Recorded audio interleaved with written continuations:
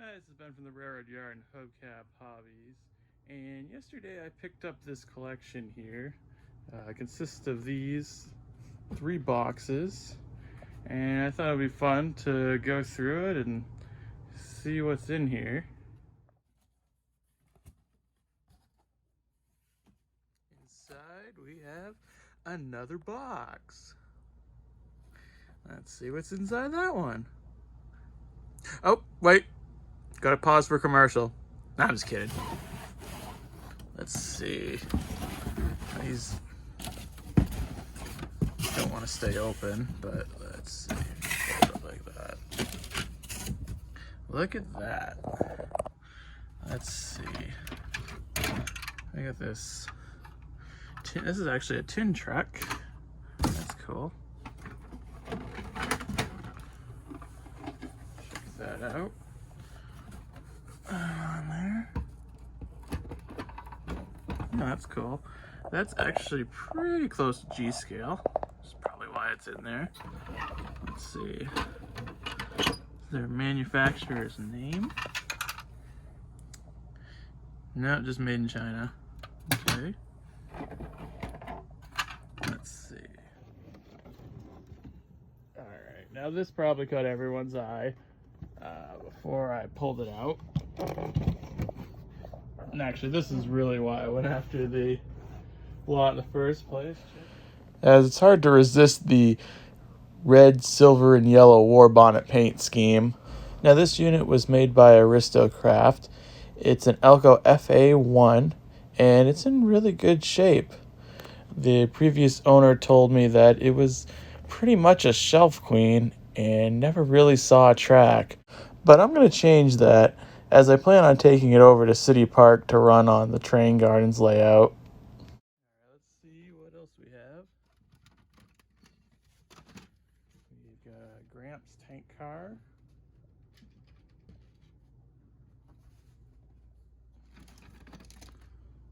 Illinois Central Flats.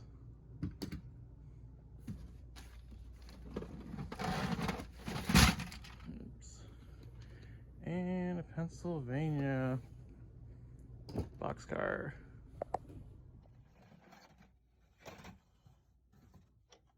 And of course a Rio Grande caboose. So that's pretty cool. I got 3 freight cars plus a caboose. Be good for making up a basic little train. They're not the highest end freight cars, but you know, they work. Alright, let's see. We are almost through this first box.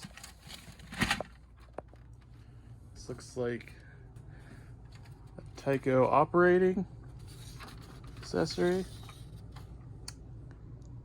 Looks like it might be missing a part or two, but still could be siding. Let's see. Some spare parts for structures. That is HO scale, in case you're wondering. And then finally, we got a Wabash sign. And we also have a metal nickel plate road sign. Now I know some of you are probably thinking, oh, those aren't original or anything, but they're fun to decorate your house, especially if you're sick of all that live, love, laugh crap. So why not have these? All right, so it is on to the next box. And looks like we've got more G scale. Check this out. This is really cool.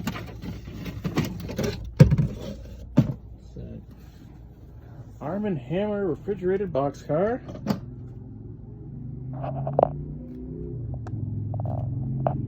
We got a Texaco tanker.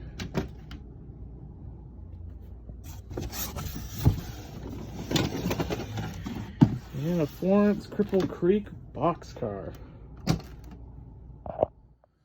Plus, we've got another caboose. This is a Coal Creek Lumber Company. So there's another good little lineup of freight cars.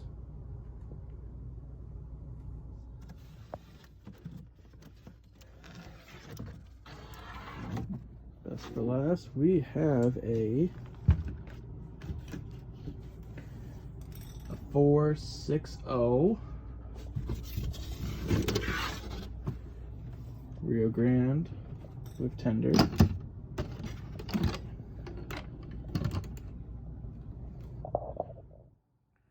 this looks to be a Bachmann product. Let's flip it over and take a look.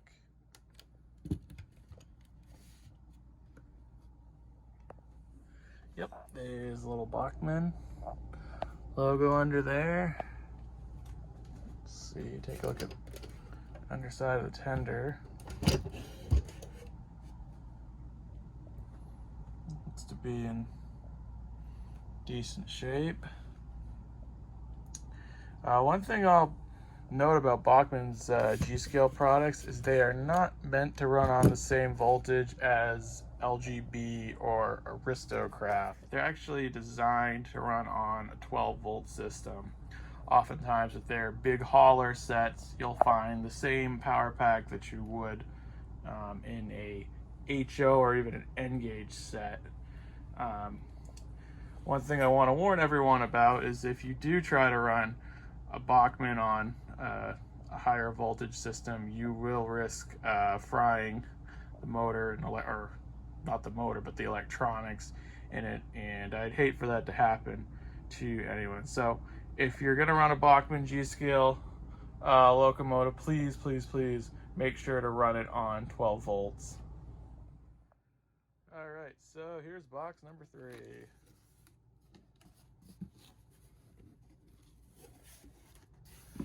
Okay, so it looks like we got some American Flyer. Let's see, let me get it out.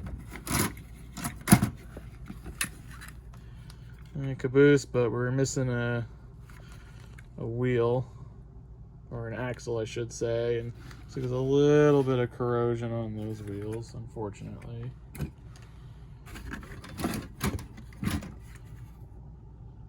$639 boxcar. That looks to be in decent shape.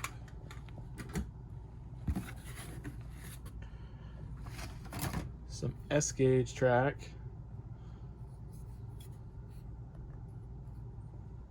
Looks like it could be used. He's got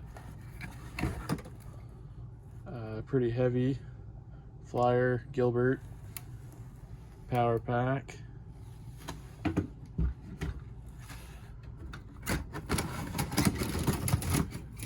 And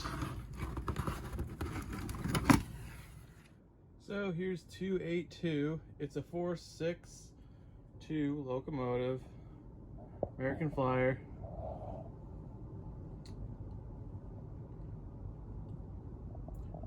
I don't believe it's super rare or unusual locomotive. I think it's one of the commons, but it's in decent shape, so it'll make a nice addition to someone's fleet. Alright, so now we're on to the tub. Let's see what we've got in here.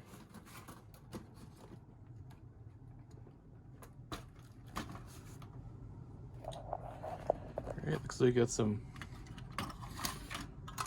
Mark stuff. Nice little Southern Pacific. I don't believe this unit has a motor in it, but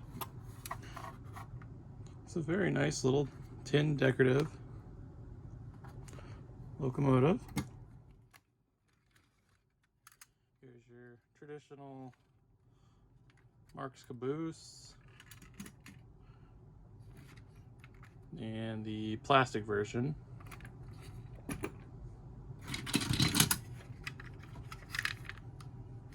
Hopper car. And this is pretty interesting.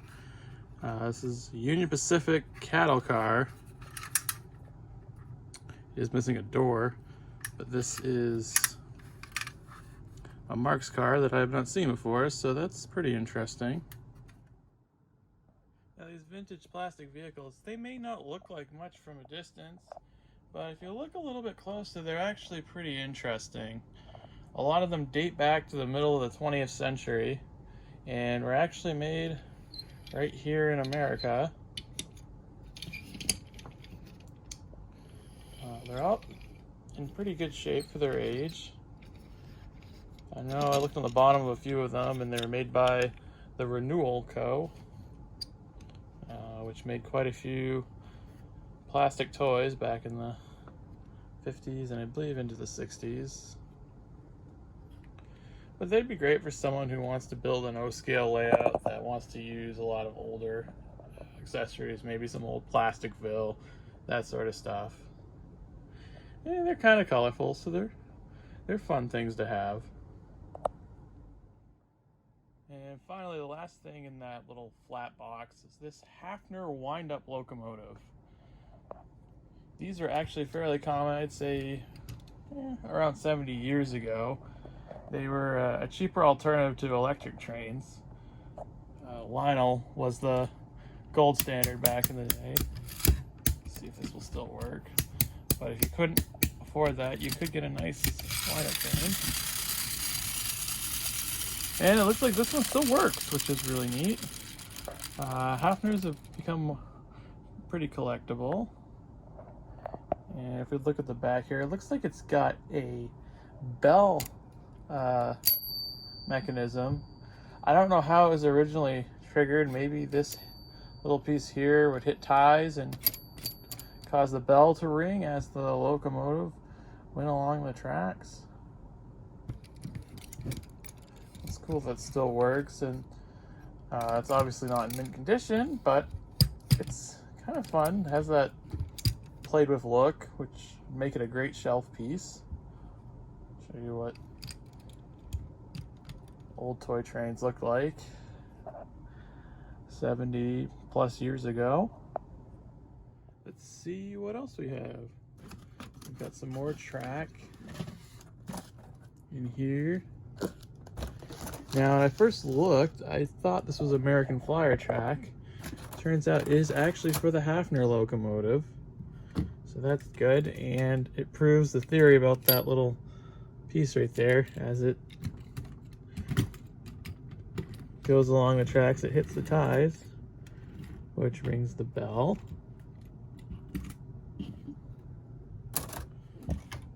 This is the Railroad Hotel, or rooming house kit that was put out by AHM.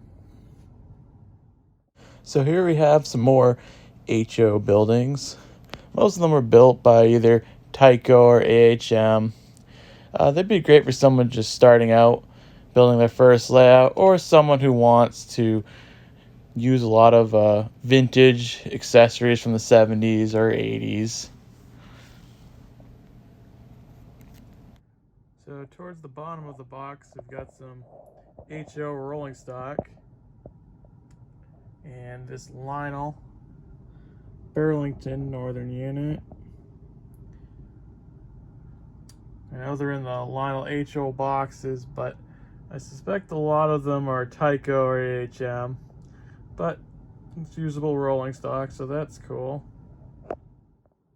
And the last thing I want to show you guys are these two 1/64 scale vehicles. We got a 1962 Lincoln Continental by Johnny Lightning. You might recognize this car as it was used in the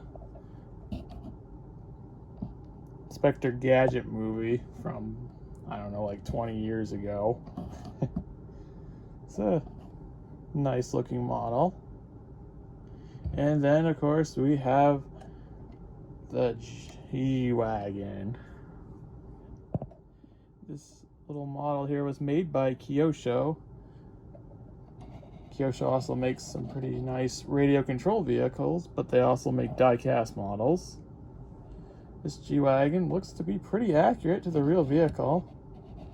Be great for anyone who has a 1/64 scale diorama, but this one's probably going to stay in my own personal collection. And it's just a really nice looking model. But anyway, that is the entire collection. There are some parts and broken pieces in the bottom of the box, but I don't want to bore you with them. But if you made it this far, thanks for watching, and if you guys like these types of videos, maybe I'll make a few more of them. Most of the items in today's collection are going to be posted for sale on the Railroad Yards eBay and Marketplace page. If you're interested in anything at all, please feel free to reach out to me. I'll put links to both the Railroad Yards eBay account and Marketplace account in the video description below. Again, thanks for watching.